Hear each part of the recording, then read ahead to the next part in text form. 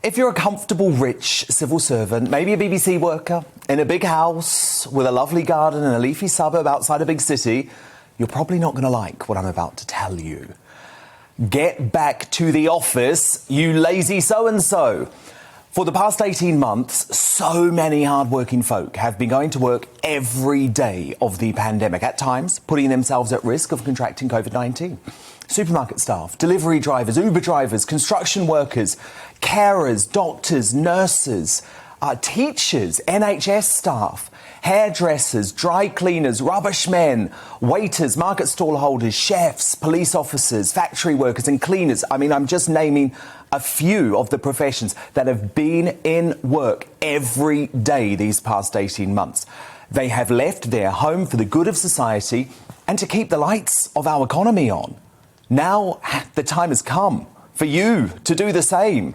The very essence of British life will be forever overhauled if these people staying at home insist on doing a 4-hour day in their pyjamas while taking a full salary because it suits their lockdown lifestyle. There's no excuse anymore to make those sorts of selfish decisions.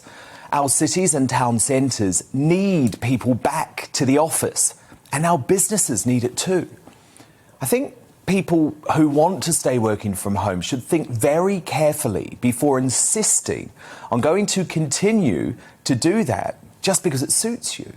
What's to stop your boss deciding if you can do the job adequately without ever coming into the office, that your job is not fine to be done permanently offshore in India, for example, or don't be surprised if your job ends up going to the worker who is prepared to come into work.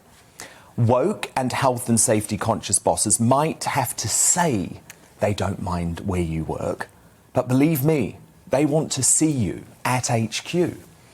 And that's why I very much back the messaging from the Chancellor Rishi Sunak today, who is starting to harden his stance. In an interview with GBNews, he recalled some advice he gave to young financial services workers in Scotland. And the Chancellor said, I was telling them that the mentors I found when I first started my job, I still talk to. And they have been helpful to me even after we have gone in different ways. I doubt I would have had those strong relationships if I was doing my internship or my first bit of my career over Teams and Zoom. That's why I think for young people in particular, being able to physically be in an office is valuable. Now, this is the launch of a sort of secret new policy, an on-the-download new policy from the Chancellor, and it's been described in Whitehall as go back to get on, a sort of new version of Eat Out to Help Out for office workers. And I fully endorse it. For Britain to bounce back, we need to return to work. In Scotland today, Nicola Sturgeon proved she remains a lockdown addict, obsessed with the power of controlling her Scottish citizens. Despite entering her so-called level 0, mask mandates and limitations on mass gatherings will remain. And here's the chilling word, indefinitely. And she hinted some restrictions could return in the winter. Oh, and vaccine passports are on the cards too. Have a look. However, while this move will restore a substantial degree of normality, it is important to be clear that it does not signal the end of the pandemic or a return to life exactly as we knew it before COVID struck. Declaring freedom from or victory over this virus is, in my view, premature. The harm the virus can do, including through the impact of long COVID, shouldn't be underestimated, and its ability to mutate may yet pose us real challenges. So even as we make this move, care and caution will still be required, which is why I now want to focus on the protections and guidance that will remain in place after August 9th. Do you get a little bit angry watching her decide what freedoms Scots are allowed back?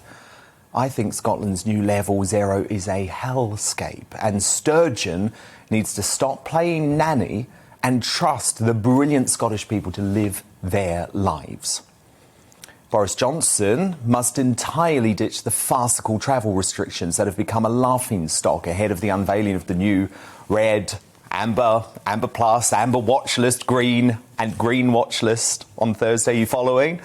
Why not just take the lead of the US and allow the fully vaccinated to travel wherever they want to go without the fear of any quarantine? Surely that's a far better nudge for the young to get vaccinated than a voucher for a Big Mac. And now the good news today.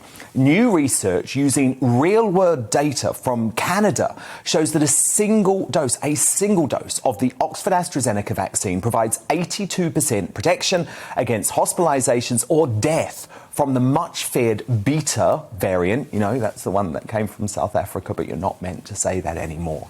And so that means there's absolutely no reason for the insane travel restrictions against France to stay for a moment longer. It also shames the Portuguese government, who have made a maddening decision to force Brits arriving in the country to quarantine for 2 weeks if they have been given the Indian-made version of the vaccine. Now, do you know that impacts 5 million Brits who had absolutely no idea or no choice about the fact that they were getting a different version of the jab, because it works in an identical way, but it just hasn't yet been authorised by the European Medicines Agency. All I can say again is stop the travel madness. We need to open up the world again.